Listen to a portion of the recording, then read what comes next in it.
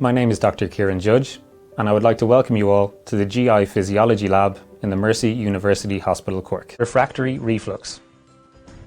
Some people may have minor amounts of acid and non-acid gastric contents reflux into their esophagus despite anti-acid treatment.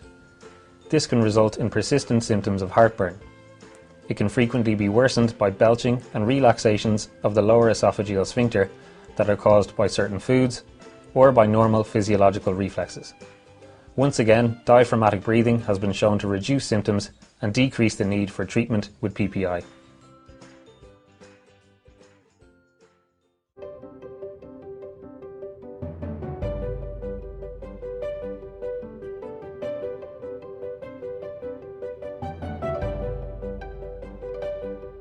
We hope you have enjoyed the video and have found the information useful.